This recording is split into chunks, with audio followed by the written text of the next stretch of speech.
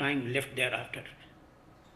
Well, sir, if we speak about the switches transitioning from the run to the cutoff position, I have with me here, of course, the FAA's Special Airworthiness Information Bulletin that was issued in 2018 and has been explicitly mentioned in the preliminary investigation report. And here it clearly states that it advises the registered owners and operators of Boeing models, which also includes the 7878, of the potential for disengagement of the fuel control switch locking feature.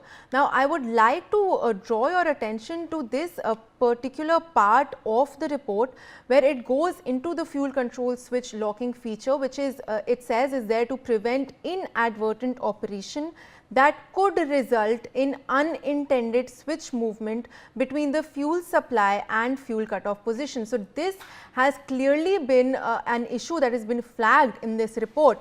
Now, the report also goes on to say that while in order to move the switch from one position to the other, under the condition where the locking feature is engaged, it is necessary for the pilot to lift the switch up while transitioning the switch position.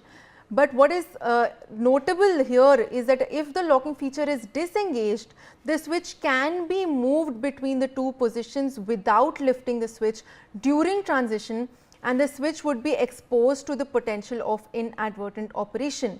And this inadvertent operation of the switch could result in an unintended consequence such as an in-flight engine shutdown.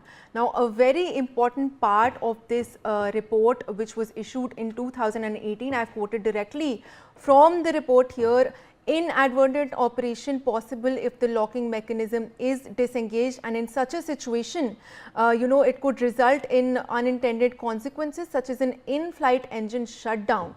So, I think we should also focus on this part of the SAIB as well. I have with me Ravi Kumar Gupta, former DRDO Director as well. So, you wanted to say something just before when Group Captain V.N. Jha was stating, especially after we have looked at this SAIB where it says that if the locking feature is disengaged, the switch can be moved without being lifted, and in such an event it would be exposed to inadvertent operation. I have quoted directly from the report here. Your views on this, sir? Yes, Malvika, this is a very important point which we have highlighted, that the earlier report which said that yes, the switch can, that locking mechanism can malfunction, and this can lead to some issues. Okay. Now, but first of all, Captain Jha was citing and telling that yes, the only possibility is of a deliberate action on the basis of one sentence that the fuel switch transitioned. Now, this transitioning, how it is arrived at? How is this finding arrived at?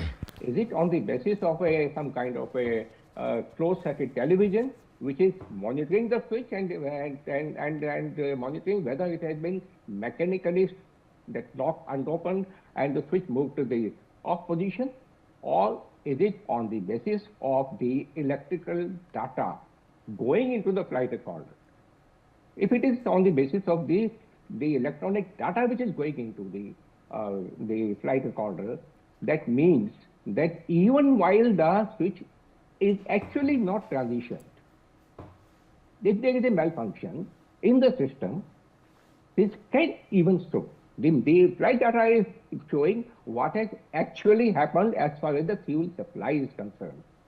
So, I would say that it is very, very wrong to conclude at this stage that the pilot deliberately switched off, either in confusion or deliberate action.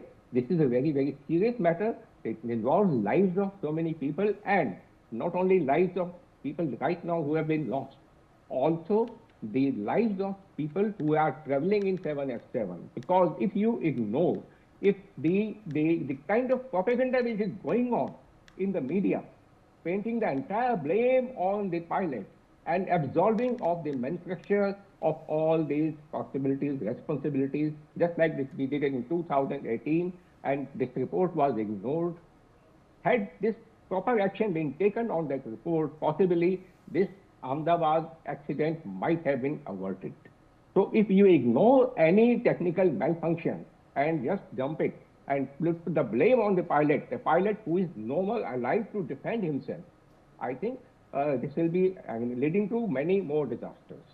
So my hunch is, I again repeat, this transitioning of the switch which has been reported in the preliminary report, what is the basis of that? Was there a video recorder noticing that the switch has been mechanically moved from on position to off position and again from on position off to on position, or it is simply the electrical or electronic signal going to the flight data recorder? So that is a point which I would like to highlight. Maldika. So I would request all my guests to stay on with us as we also track more details, shocking new details from the ill-fated Air